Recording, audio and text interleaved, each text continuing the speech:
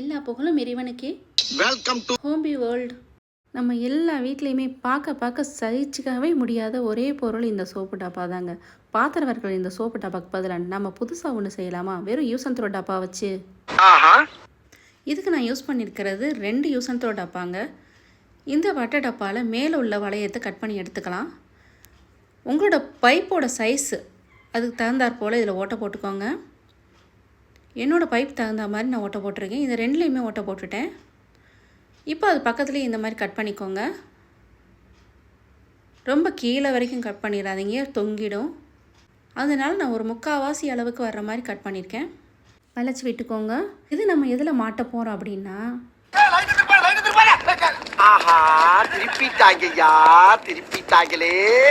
புது பொண்ணு மாதிரி இருக்கிற இவங்க தலையில தாங்க. பொத்தி வளர்த்த புள்ள மேகன், அதனால அதுக்கு வெக்க வெட்டு போகல.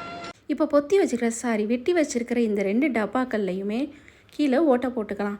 அந்த ஓட்டை சைடு வந்து சிங்கு தொட்டிக்கிட்ட வர்ற மாதிரி பார்த்துக்கோங்க. அப்போ தான் தண்ணி வடியும் போது சிங்கு தொட்டியில் தண்ணி வடியும். இந்த மாதிரி சின்ன சின்ன ஓட்டைகளை போட்டுக்கோங்க. 2 பாக்ஸ்லையுமே 2 பாக்ஸையும் இது மாதிரி கோர்த்து விட்டுருங்க. இது நம்ம கையை வச்சு ரொம்ப நேரம் வளைச்சாலுமே வளையாது. இதில் வெயிட் வச்சா தான் இது வளையும். 2 ஒட்டி பிறந்த ரெட்டைப்பிறவி மாதிரி தான் இருக்கும். மாட்டி விட்டுட்டேங்க. ஆனால் 2மே பிரிய மாட்டேன்னு இப்படி அடம் பிடிக்குது. ஆனால் வெயிட்டை வச்சு 4 அமுக்கணும்னா அது பாட்டுக்கு இருக்கும்.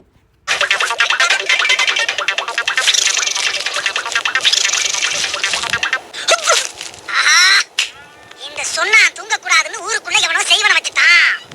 எடுக்கிறேன் செய்வனையே எடுக்கிறேன். ஏய் யார்கிட்ட இப்ப மட்டும் தொங்குற? இத முதல்ல பண்ணிக்கலாம்ல. இது போல் நம்ம சேனலில் சின்ன சின்ன டிப்ஸு மற்றும் கிராஃப்ட்டுகள்லாம் போட்டிருக்கேன். செக் பண்ணி பாருங்கள். அப்படியே சப்ஸ்கிரைப் பண்ணிவிட்டு சப்போர்ட்டும் பண்ணிடுங்க. எல்லா புகழும் இறைவனுக்கே.